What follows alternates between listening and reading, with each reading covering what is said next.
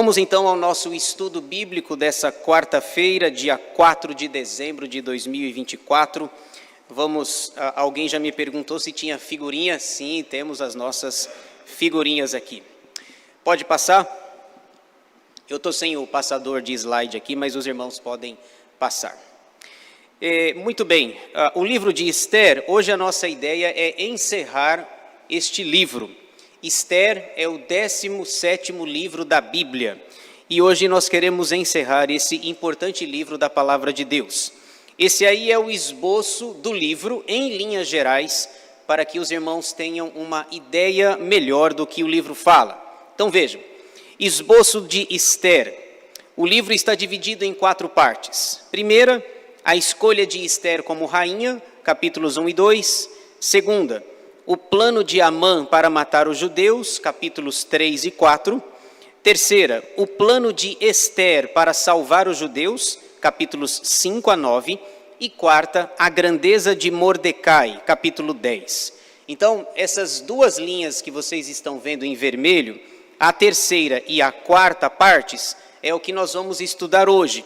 Então, hoje nós terminaremos a terceira parte e entraremos na quarta parte, que é bem pequenininha. Vocês vão observar aí que o capítulo 10 tem apenas 3 versículos. Esse capítulo é excelente para quem faz a leitura bíblica. São apenas 3 versículos, então você lê rapidinho aí, talvez desejando que mais capítulos fossem pequenos. Então, hoje nós vamos encerrar a terceira parte, encerrar a quarta e encerrar o livro, se Deus quiser, tá bom? Pode passar o próximo. Muito bem, então hoje eu já peço para que os irmãos abram a sua Bíblia aí. Hoje nós vamos estudar os capítulos finais, Esther, capítulos 9 e 10. Deixe a sua Bíblia aberta, abra sua Bíblia e a deixe aberta em Esther, capítulos 9 e 10. O tema que eu dei aí para esses 2 capítulos finais é esse que os irmãos estão vendo.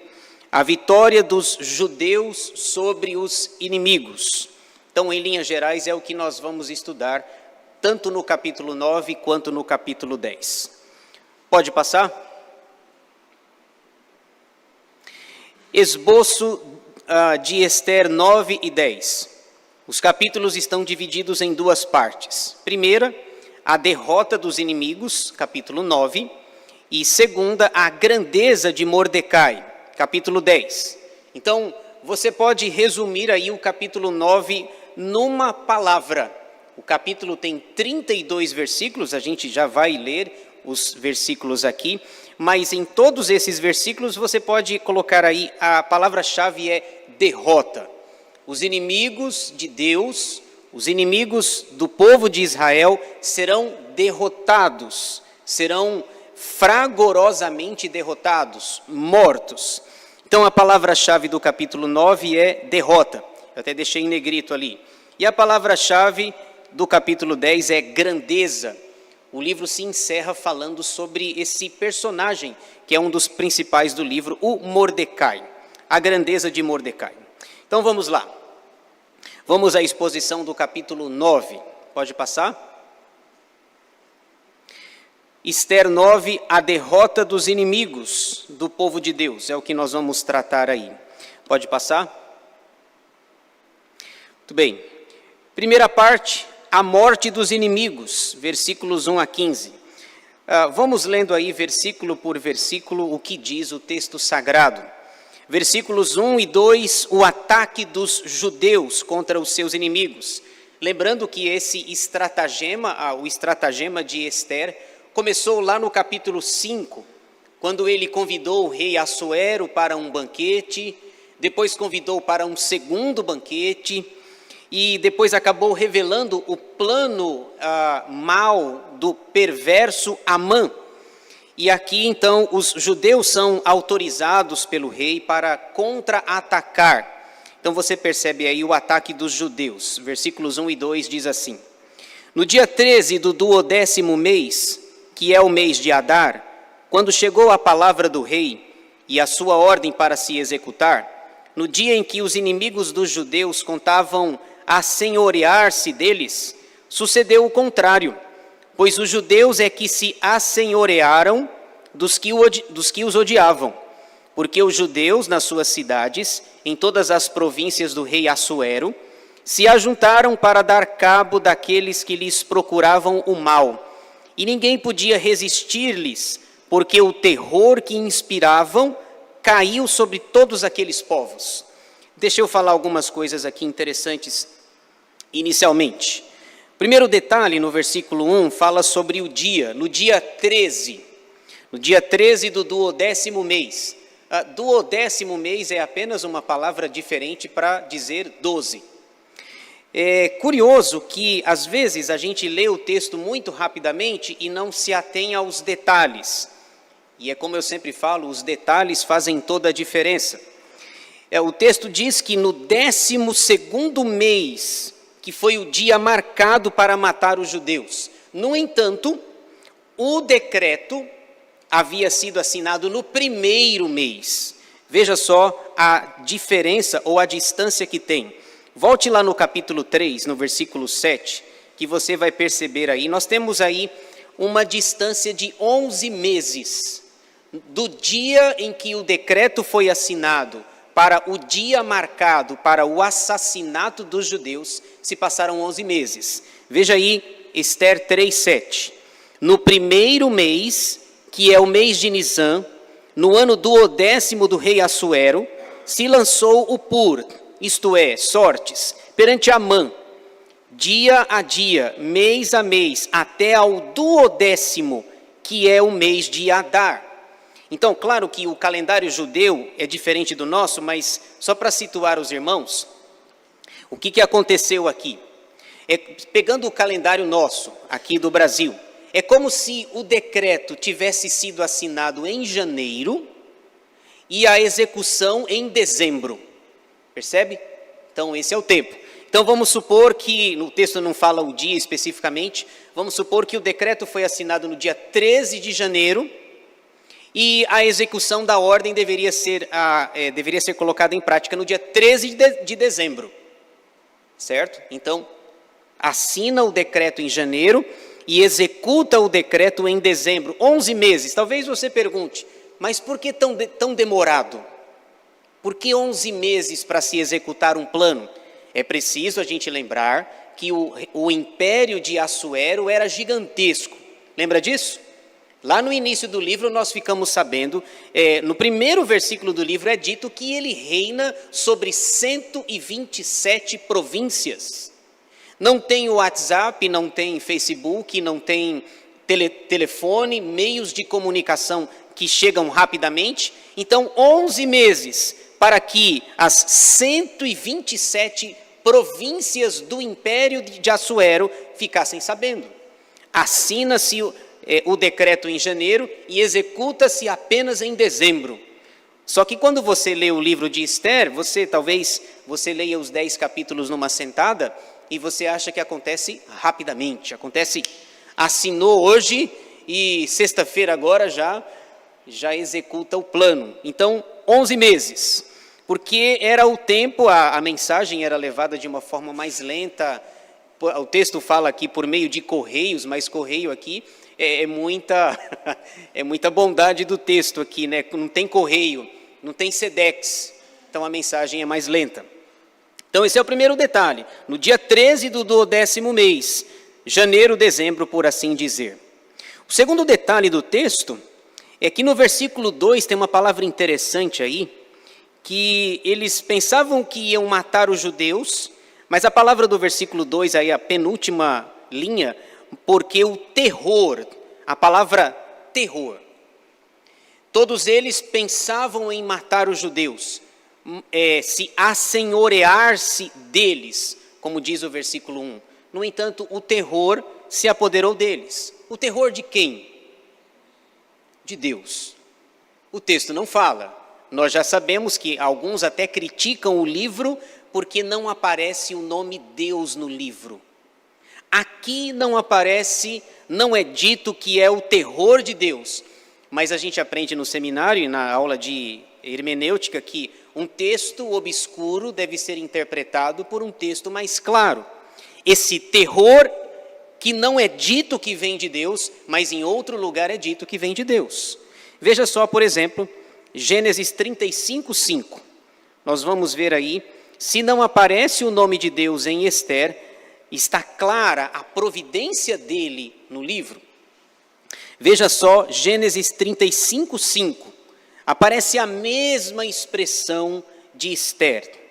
Gênesis 35:5 diz assim: e tendo eles partido, olha a expressão, o terror de Deus invadiu as cidades que lhes eram circunvizinhas e não perseguiram aos filhos de Jacó. O que está acontecendo aqui? Em Gênesis 35, a filha de Jacó havia sido violentada, a Diná, pelos moradores lá da cidade de Siquém. E aí os dois filhos de Jacó matam os habitantes da cidade. E Jacó fica com medo e diz: nós somos poucos e eles vão matar a gente. O que foi que vocês fizeram? Eles fazem aquele acordo da circuncisão e o texto diz que quando a dor estava latejando, estava aumentando, eles vão e covardemente matam os habitantes, todos os do sexo masculino, e Jacó fica apavorado e diz: e agora? Nós seremos destruídos? Somos poucos, somos 12 contra uma cidade. Obrigado, Luiz. Obrigado. E aí o texto vai dizer que eles fogem e os moradores não vêm atrás de Jacó, porque o terror de Deus estava na cabeça daqueles moradores. Então agora volte para Ester. Então os judeus atacam, eles acham que vão vencer a batalha, afinal de contas eles acham que a lei foi assinada em janeiro, e 11 meses depois agora virá a destruição de um povo, de uma raça, e lembrando aos irmãos o seguinte, que se os judeus forem destruídos, qual é o problema? O Messias não virá. O Messias não virá. Jesus não virá. Então, aqui você percebe a providência de Deus. Versículos 3 e 4, eles recebem auxílio na batalha. Verso 3, todos os príncipes das províncias, e os sátrapas, e os governadores, e os oficiais do rei auxiliavam os judeus, porque tinha caído sobre eles o temor de Mordecai. Porque Mordecai era grande na casa do rei, e a sua fama crescia por todas as províncias, pois ele se ia tornando mais e mais poderoso. O terror de Deus, o auxílio dos homens, o temor de Mordecai, a sua fama, os judeus não vão perder essa batalha. Deus está com eles. E vai acontecer, na verdade, aqui uma grande matança. O número de mortos vai ser enorme. Daqui a pouco eu vou dizer a quantidade de mortos que aconteceu nessa batalha. Versículos 5 a 10, os inimigos são mortos. Versículo 5. Feriram, pois, os judeus a todos os seus inimigos a golpes de espada, com matança e destruição, e fizeram dos seus inimigos o que bem quiseram. Na cidadela de Suzã era a capital do império, os judeus mataram e destruíram a 500 homens, como também a Parsandata, a Dalfon, a Aspata, a Porata, a Adalia, a Aridata, a Farmasta, a Arizai, a Aridai e a Vaizata. Que nomes, hein? Nomes esquisitos. Que eram os 10 filhos de Amã, filho de Amedata, inimigo dos judeus, porém no despojo não tocaram. Então, vamos fazendo as contas aqui. No versículo 6 é dito que foram mortos 500 homens. Depois é dito que foram mortos os 10 filhos de Amã, o inimigo dos judeus. Já são 510. 510 mortos. É interessante que o texto diz que são os 10 filhos, mas Amã, quando se referia aos seus filhos, ele dizia que tinha uma multidão de filhos. Veja só, no capítulo 5, Amã, falando dos seus filhos, Amã ainda estava vivo, e os filhos também. Capítulo 5, versículo 11, 5:11. Contou-lhes Amã a glória das suas riquezas e a multidão de seus filhos. Portanto, multidão aqui é igual a 10. Ele tinha 10 filhos, e aqui no capítulo 5 ele chama os seus filhos, esses nomes esquisitos aí, de multidão. E tudo em que o rei tinha engrandecido, e como tinha exaltado sobre os príncipes e servos do rei. O texto mostra aí a morte dos seus 10 filhos, como acabamos de ler. Veja aí, versículos 11 em diante, o que nós temos, o comunicado, o rei fica sabendo do que está acontecendo. O comunicado ao rei, versículo 11, no mesmo dia, esse mesmo dia aqui é o dia 13, certo? Dia 13, por assim dizer, de dezembro, do 12º mês. Foi comunicado ao rei Assuero, no caso, o número dos mortos na cidadela de Suzã, por enquanto 510. Depois o rei vai falar com Ester. Disse o rei à rainha Ester, na cidadela de Suzã, mataram e destruíram os judeus a 500 homens, e os 10 filhos de Amã, que lá no capítulo 5 ele chama de multidão, nas mais províncias do rei, que terão eles feito? Qual é, pois, a tua petição? E se te dará. Observe que aqui ele não falou mais da metade do reino, lembra? Pode pedir qualquer coisa que eu vou te dar, até mesmo a metade do meu reino. Ou o que é que desejas ainda? E se cumprirá. A fala de Ester. Então disse Ester, se bem parecer ao rei, conceda-se aos judeus que se acham em Suzã, que façam também amanhã, segundo o edito de hoje, e dependurem em forca os cadáveres dos 10 filhos de Amã. Lembram-se que o Amã havia construído uma forca para matar o judeu Mordecai, uma forca de 22 metros de altura. Alguém até comentou da outra vez aqui, parece que talvez aqui tenha 10, né? 10, talvez 10 metros, imagine aí mais 12. Uma forca de 22 metros de altura que é para ficar visível. Todo mundo vai ver um homem pendurado lá. O que a Ester está pedindo é, além de colocar a Amã, coloquem os filhos, os mortos, os 10 filhos mortos de Amã, para uma exposição, para uma vergonha dos inimigos. E o rei, olha só, verso 14, então disse o rei que assim se fizesse. Publicou-se o edito em Suzã, a capital do império, e dependuraram os cadáveres dos 10 filhos de Amã.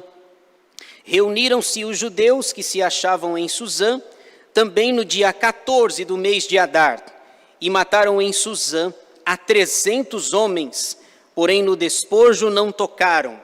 510 mais 300, já são 810 mortos, apenas na capital. Suzã é a capital, o rei ficou sabendo disso. Mas ainda tem as outras províncias, são 127 províncias do rei. Nós vamos ver então aí o que acontece. Deixa eu ver aqui, acho que eu estou com um passador aqui. Não foi. Pode passar, Luiz. Opa, foi. Opa, deixa eu ver, mais um. Aí. Muito bem, segunda parte. Depois da derrota dos inimigos, agora eles estabelecem a festa de Purim, é a segunda parte aqui do texto, versículos 16 a 32. No versículo 16, nós temos aí o total de mortos nas províncias.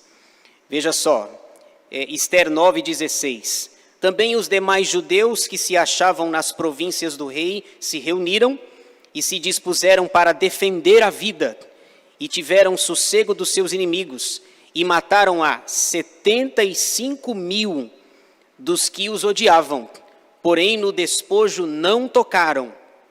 Então você já tem aí, vamos somar aí, então já são 75.810 mortos. Naquele edito que foi assinado, por assim dizer, no mês de janeiro, 11 meses para que esse edito se alastrasse nas 127 províncias do império, já são 75.810 mortos. Tem um detalhe que me chamou a atenção. Já é a terceira vez no texto que é dito que eles não tocaram nos despojos. Repararam? Já é a terceira vez que é dito isso. Por quê? Eles mataram os inimigos, porque Amã, enquanto estava vivo, ele havia dito, a ideia é matar os judeus e ainda nós vamos dar um bom dinheiro para o Senhor. Nós vamos encher os seus cofres com muita grana, com muito dinheiro. Se eles estão matando os inimigos, o que vai sobrar? Os despojos. Muita riqueza, muito dinheiro, só que eles não pegam um centavo. Não pegam nada. E geralmente era uma tática de guerra, o vencedor levava os despojos. Mas aqui já é a terceira vez que é dito que eles não tocam nos despojos. Você se lembra de alguém lá no passado que tocou nos despojos e deu um problema? Deu uma encrenca? Quem foi? Acã. Está lá em Josué, lembra? Eles vencem lá a cidade de Jericó. Eles rodeiam a cidade 7 vezes, a muralha lá da cidade. Depois é dito que eles não deveriam levar nada lá da cidade. E o Acã, ele inadvertidamente, ele olha para aqueles despojos, muita riqueza, e ele cobiçou uma capa babilônica, um pouco de ouro, um pouco de prata. Eu vou esconder aqui, não vai fazer mal a ninguém, né? E aí, veja, depois eles vencem em Jericó, eles vão para uma cidade menor, que é a cidade de Ai. E a palavra Ai, se eu não me engano, significa destruição. Uma cidade pequenininha. O Josué diz, não vamos cansar os nossos soldados, vamos mandar poucos soldados para lá, eles vão vencer, e eles perdem em Ai, são derrotados em Ai. E o Senhor então reúne Josué, o povo, e diz, há pecado no meio do povo. E veja, irmãos, Acã estava seguro, a ideia do Acã é a seguinte, eles jamais vão me descobrir. O texto diz que são 603.730 pessoas, os adultos. Josué chama tribo por tribo, e aí é feito, e depois vai eliminando as tribos, depois cai na tribo de Judá, depois cai na família do pai dele, e o Josué vai perguntando, foi você? Foi você? Foi você? E aí chega uma hora que, quando chega no Acã, ele pergunta, foi você, Jacózinho? Não, brincadeira, o Jacó é pela fama ruim que ele tinha. E Josué descobre que foi ele. E ele é morto. Ele é apedrejado. Uma cena. Agora, aí você olha, se você olhar o texto, eu fico com um pouco de pena do Acã, porque parece que ele se arrependeu. Parece que ele se arrependeu do que fez. Josué falou assim, meu filho, dê glória a Deus. E ele deu glória a Deus. Só que pelo erro dele, eles vão para a próxima batalha, e lá em Ai, 36 famílias são mortas na batalha. E Acã é morto por conta disso. Mas parece que ele se arrependeu, ele é apedrejado. Eu disse que não era para tocar nos despojos. Quando Deus disse toque nos despojos, não dá problema. Mas quando Deus diz não toque nos despojos e você tocar, vai dar problema. O que o texto está nos ensinando? Nós queremos apenas nos defender. O texto diz no versículo 16, é claro, se dispuseram para defender a vida. Nós queremos defender a vida, nós não queremos a riqueza deles. O ouro deles, a prata deles, o que o Acã prometeu, o Amã prometeu. Aliás, é até parecido, né? Acã e Amã, parecido, né? O que o Amã prometeu para os cofres do rei, eu não tenho nada a ver com isso. Nós queremos defender a vida. Já é a terceira vez que é dito, eles não tocam nos despojos. Já pensou? Uma barra de ouro, riqueza, propriedade, mas eles não tocam nisso. Veja só, então, o texto continua. Versículo 2, a fala do 14, 12, não, 12 não, eu estou no 17, era só para ver, conhece? Era só, a orelha dele deve estar vermelha agora, né? Como diz o Amauri, era só para ver se vocês estavam atentos. 17, sucedeu isto no dia 13 do mês de Adar, no dia 14 descansaram e o fizeram dia de banquetes e de alegria. Então, a luta no dia 13, a festa no dia 14. É o que o texto diz. Versículo 18.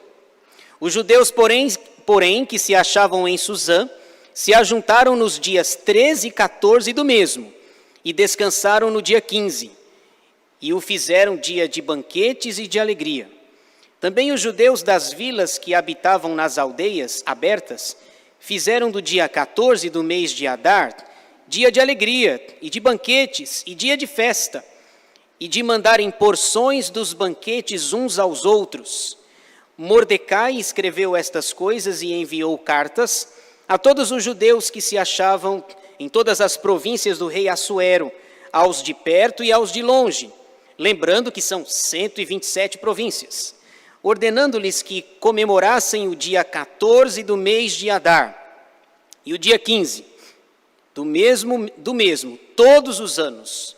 Então é um dia de batalha e 2 dias de descanso e de vitória. Dia 14, festa. Dia 15, festa. Aliás, aqui, se for dezembro aqui, brincando com o Tonete aqui, né? Dia 14, festa. Certo? Lembra que é o 12º aí, né? Entendedores entenderão aí, viu? Dia 14, bodas. Gostou, Francisco? Gastei toda a minha massa cinzenta para falar isso. Dia 14, festa. Dia 15, festa também. Vai ter uma cantata aí, vai ter uma festa, uma celebração. Aproveitando aqui que é o 12º mês, né? 21. Ordenando-lhes que comemorassem o dia 14 do mês de Adar. Isso que eu já vi, 22. Como os dias em que os judeus tiveram sossego dos seus inimigos, e o mês que se lhes mudou de tristeza em alegria, e de luto em dia de festa, para que os fizessem dias de banquetes e de alegria, e de mandarem porções dos banquetes uns aos outros, e dádivas aos pobres. Muito bem. Versículos 23 e 24, o costume foi aceito e implantado. 23. Assim, os judeus aceitaram como costume o que naquele tempo haviam feito pela primeira vez, segundo Mordecai lhes prescrevera, porque Amã, filho de Amedata, o Agagita, inimigo de todos os judeus, tinha atentado destruir os judeus, e tinham lançado o pur, isto é, sortes, que é o nome da festa lá, para os assolar e destruir. Muito bem, versículos 25 a 28, a ação ou a estratégia de Ester. Mas, tendo Ester ido perante o rei, ordenou ele por cartas, lembra aqui, tendo Ester ido perante o rei, é aquela menção que nós já fizemos, daqueles 2 banquetes, lembram-se? Convidou o rei para o primeiro banquete, conversou, mas não falou o que tinha para falar. Depois convidou o rei para o segundo banquete, conversou e revelou a trama do maldoso Amã. Está nos capítulos anteriores. O escritor está lembrando do que havia acontecido, mas, tendo Ester ido perante o rei, nas entrelinhas oferecido 2 banquetes, ordenou ele por cartas que o seu mau intento, que assentara contra os judeus, recaísse contra a própria cabeça dele, pelo que enforcaram a ele e a seus filhos. Já vimos. Por isso, aqueles dias chamam Purim, do nome Pur. Daí, por causa de todas as palavras daquela carta, e do que testemunharam e do que lhes havia sucedido, determinaram os judeus e tomaram sobre si, sobre a sua descendência, e sobre todos os que se chegassem a eles, que não se deixaria de comemorar estes 2 dias, segundo o que se escrevera deles, e segundo o seu tempo marcado todos os anos, e que estes dias seriam lembrados e comemorados geração após geração, por todas as famílias, em todas as províncias e em todas as cidades, e que estes dias de Purim jamais caducariam entre os judeus, e que a memória deles jamais se extinguiria entre os seus descendentes. Irmãos, tem uma palavrinha interessante no versículo 28, é a palavra memória, na penúltima linha do versículo 28, a palavra memória. Esse edito é feito pela rainha Ester e pelo Mordecai, para que o povo não esquecesse do benefício de Deus, daquilo que Deus havia feito. Veja, é dito na segunda linha do versículo 28, para que fosse comemorado geração após geração. Sabe por que é usado aí o aspecto da memória? Porque nós nos esquecemos facilmente das grandes coisas e dos benefícios que Deus fez por nós. Você pode lembrar, por exemplo, me ocorre de cabeça o Salmo 78. O Salmo 78 é Asaf dizendo: o que Deus fez, nós contaremos aos nossos filhos e aos filhos dos seus filhos e às gerações seguintes, para que não nos esqueçamos, porque nos esquecemos facilmente. Por exemplo, a festa foi comemorada no dia 13 de dezembro, por assim dizer. No dia 13 de dezembro do ano seguinte, a maioria já não lembra. Já passou um ano do benefício que o Senhor fez. Deixa eu só dar um exemplo disso. Êxodo 12, 14. Nós temos aí um exemplo de memorial. A importância da memória. Êxodo, capítulo 12. Versículo 14. É usada a mesma expressão. Êxodo 12, 14. Este dia vos será por memorial, e o celebrareis como solenidade ao Senhor. Nas vossas gerações o celebrarei por estatuto perpétuo. Que dia que é esse que o texto está falando? A Páscoa, a celebração da Páscoa. Deus diz para Moisés transmitir para o povo: este dia vos será por memorial. E lá o dia lá é no dia 14... No dia 14 do primeiro mês, se fosse para nós, é diferente. No dia 14 de janeiro. Todo dia 14 do primeiro mês, o texto de Êxodo 12 diz que esse mês seria o principal dos meses, para que Israel não esquecesse um dos milagres mais extraordinários que Deus havia feito. Abrir o Mar Vermelho e o povo passar a pé enxuto. Agora, voltando para Esther 9, 28, diz que esse dia deveria estar na memória deles, quando Deus, que infundiu terror na cabeça das pessoas, dos inimigos, e através dos aliados, eles mataram 75.810 inimigos. Deus estava com eles. E tem uma palavra aí que a gente nem usa muito no versículo 28, né? Caducar, não é assim? Jamais caducariam. É uma memória, uma lembrança que não deveria caducar. É o que diz o verso 28. Muito bem, versículos 29 a 32, para a gente terminar aqui. Nós temos a confirmação do edito. Os dois, a Esther e o Mordecai, vão confirmar o edito.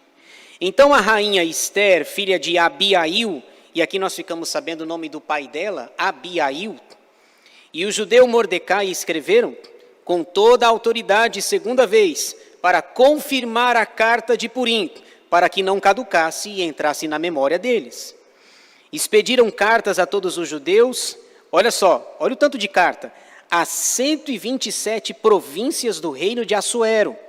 Assuero governou 21 anos, nós falamos, com palavras amigáveis e sinceras, para confirmar estes dias de Purim, nos seus tempos determinados, como o judeu Mordecai e a rainha Esther lhes haviam estabelecido, e como eles mesmos já o tinham estabelecido sobre si e sobre a sua descendência, acerca do jejum e do seu lamento.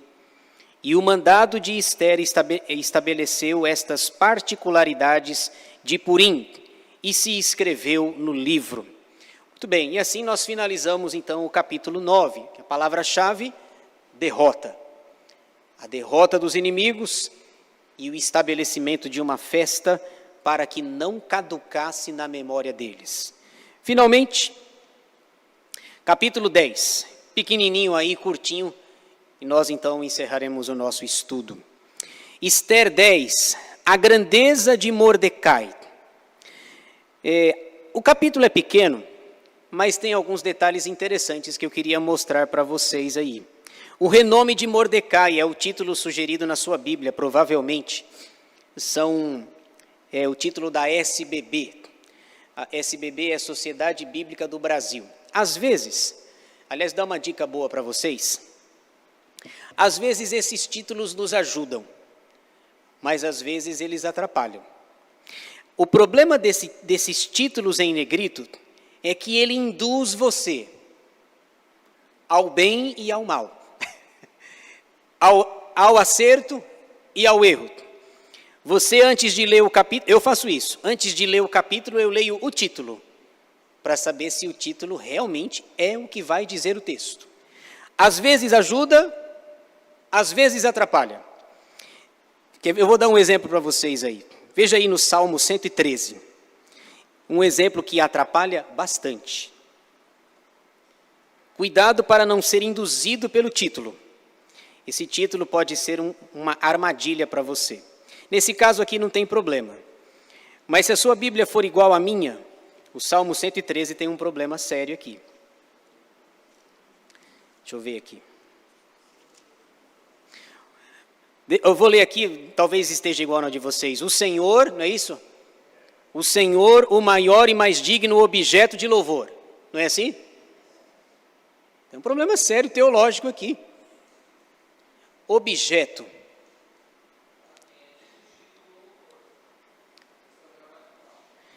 Mas objeto é um problema aqui, porque alguém já tentou corrigir isso aqui colocando objetivo.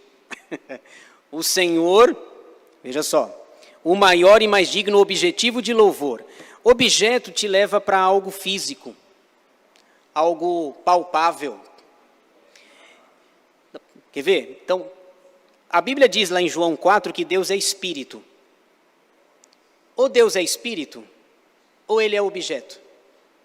Uma coisa é uma coisa, e outra coisa é outra coisa. Então, mas via de regra, a gente vai...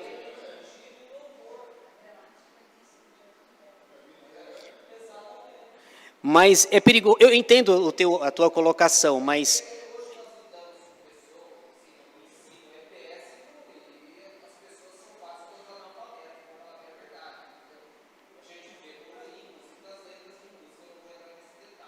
Abafa o caso.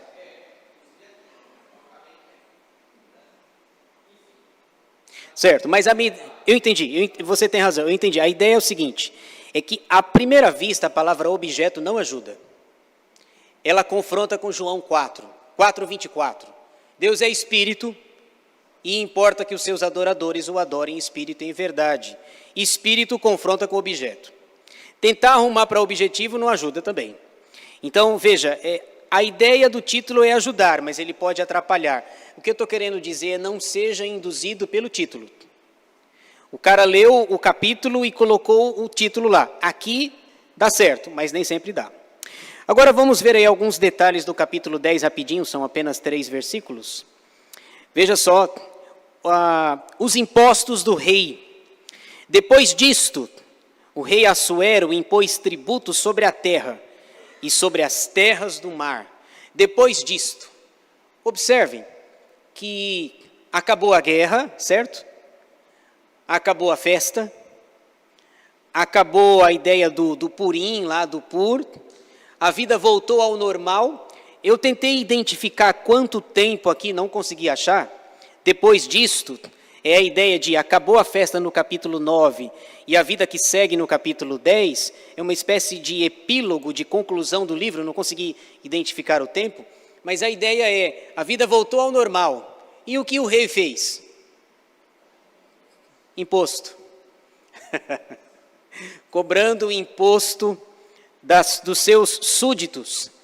Aliás, bastante imposto, né? Ele tem 127 províncias. E ele diz que ele impôs tributos sobre a terra e sobre as terras do mar. Passou a festa, passou a vitória lá dos judeus, e o rei Assuero, na verdade, estava preocupado com o seu cofre, preocupado com as festas. Aliás, ele deu aquele banquete exagerado lá no capítulo 1, e ele precisa, de alguma forma, ostentar a riqueza que tem. Versículo 2. Os atos e a grandeza de Mordecai.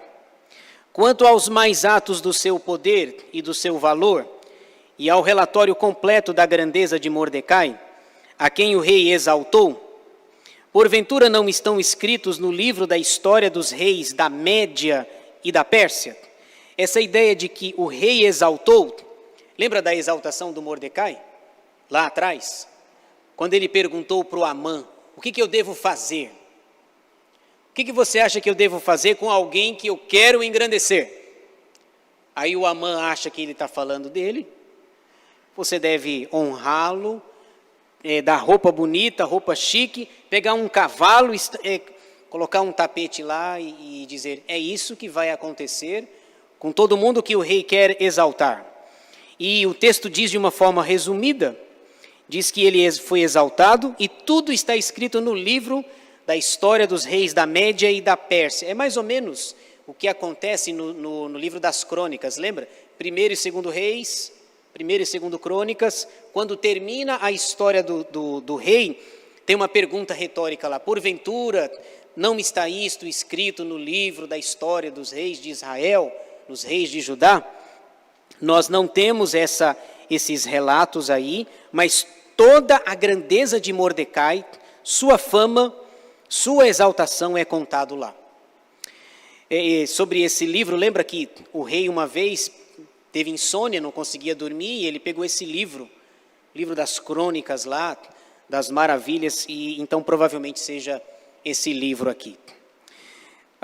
O texto fala da grandeza dele, mas ele já tinha dado uma pincelada no capítulo 9. Volte lá de novo, eu passei rapidinho de propósito. 9:4. Veja só, o autor, ele já havia falado sobre a grandeza de Mordecai. 9:4. Porque Mordecai era grande na casa do rei, e a sua fama crescia por todas as províncias, pois ele se ia tornando mais e mais poderoso. Então, o que é dito em 9:4 é confirmado em 10:2. A grandeza, o poder e a exaltação de Mordecai. Último versículo. Olha que coisa interessante. O texto vai dizer que Mordecai era o segundo no reino.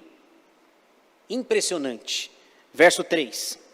Pois o judeu Mordecai foi o segundo depois do rei Assuero, e grande para com os judeus, e estimado pela multidão de seus irmãos, tendo procurado o bem-estar do seu povo e trabalhado pela prosperidade de todo o povo da sua raça. O segundo.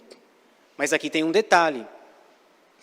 Lembram-se que Mordecai era judeu e ele havia sido enviado para lá por causa do cativeiro babilônico? Ele chega na Babilônia como escravo. Ele não é nada. Ele não é ninguém. Mas olha só, apesar de não aparecer o nome de Deus, olha a providência de Deus, colocando Mordecai como o segundo. Tem o rei Assuero que domina sobre 127 províncias. Quem é o segundo? Mordecai. É a mão da providência de Deus. Isso não é a única vez que acontece na Bíblia. Eu lembrei de 2 casos, citei um deles, vou citar o primeiro e vou ler o segundo aqui. O primeiro caso é o caso de José do Egito. Lembra dele? Escravo, jogado no poço, injustiçado. Tiraram ele do poço, mataram um animal, encharcaram suas vestes de sangue, levaram para o pai dele, lembra disso? O pai dele conviveu com uma mentira 20 anos. O pai dele, ao ver a roupa dele, diz assim, uma fera selvagem o pegou, o matou, o estraçalhou. O pai dele convive com uma mentira, meu filho foi morto por uma fera selvagem, 20 anos. E ele vai crescendo. E José vai galgando, o texto diz em Gênesis 39, que ele era senhor na casa de Potifar, e Potifar nem sabia do que tinha, Potifar só sabia do prato de comida que colocavam diante dele, o Senhor era com ele. Daqui a pouco o José do Egito é o segundo no Egito, com 30 anos de idade, porque quando ele foi lançado no poço ele tinha 17. Depois, quando ele aparece lá, para interpretar o sonho de Faraó. Ele tinha 30, ele ficou 13 anos sofrendo, sendo lapidado pela providência de Deus.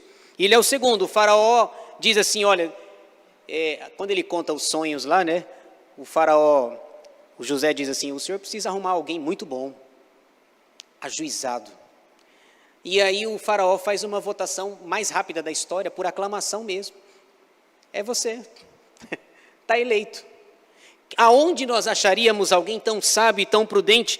E José então passa a ser o segundo no Egito, a ponto de Faraó dizer, José, todo o Egito tem que ouvir José, ele só está abaixo de mim. Um escravo, com 30 anos de idade, é o segundo, num dos maiores impérios que já se levantaram, o Império Egípcio, que foi humilhado por Deus depois lá, Êxodo 12, na travessia, depois da Páscoa lá. O segundo. Veja só, Daniel chegou a ser o terceiro. Daniel 5:29, vamos ver aí esse exemplo aqui. Mordecai foi o segundo, José foi o segundo, Daniel foi o terceiro. Daniel 5:29, veja só. Alguém exilado no cativeiro é exaltado pela mão da providência de Deus. Daniel 5 é quando ele interpreta o sonho de Beltesazar, filho de Nabucodonosor, naquela escritura na parede lá, Daniel 5:24, Mene, Mene, Tekel e Parsim. Ele interpreta o sonho, o rei estava batendo os joelhos de tanto medo que estava. E vejam o que o rei diz no versículo 29, Daniel 5:29. Então, mandou Beltesazar que vestissem Daniel de púrpura, e lhe pusessem cadeia de ouro ao pescoço, e proclamassem que passaria a ser o terceiro no governo do seu reino, o maior império do mundo. Daniel era o terceiro. Vamos fazer uma conta aqui. Quem é o primeiro? Beltesazar é o primeiro. Quem é o segundo? Quem? Me ajuda aí, Guaraci. Brincadeira. Beltesazar, ele está dizendo que Daniel é o terceiro. Vamos fazer uma conta. O primeiro é o rei, o Beltesazar. Provavelmente o segundo é o filho dele. Quando ele morrer, tem a sucessão, né? Beltesazar o primeiro, meu filho o segundo, Daniel o terceiro. E se eu morrer e se o meu filho morrer, você assume.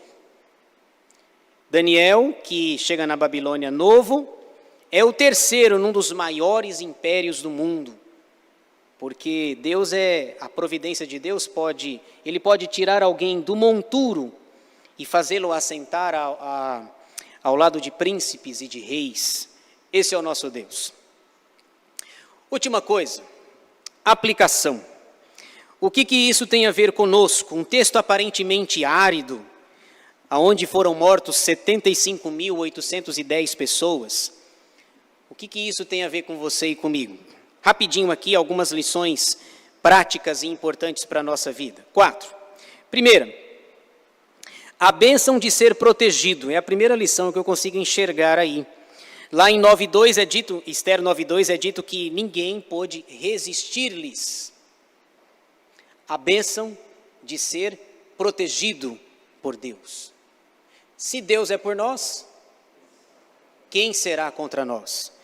O problema é, se Deus é contra nós, quem será a favor de nós? Mas eles lutam, eles têm a proteção de Deus, eles têm o favor dos reis, dos governadores, são protegidos. Como Jacó foi protegido, ele vira as costas com medo dos siquemitas, mas o terror de Deus passa nas cidades. A bênção de ser protegido por Deus. Segunda lição. Comemorar as vitórias. 9:17. É dito que o povo ficou alegre. Comemorar as vitórias. Às vezes eu tenho a impressão que a gente enfatiza muito mais as derrotas do que as vitórias. É preciso que nós nos alegremos. Neemias havia dito, a alegria do Senhor é a nossa força. Você talvez vai lembrar, acho que é Filipenses 4:4, o apóstolo Paulo estava preso, acorrentado. E em Filipenses 4:4 ele diz algo assim, fora surreal. Alegrai-vos sempre no Senhor. Outra vez digo, alegrai-vos. Comemore cada vitória.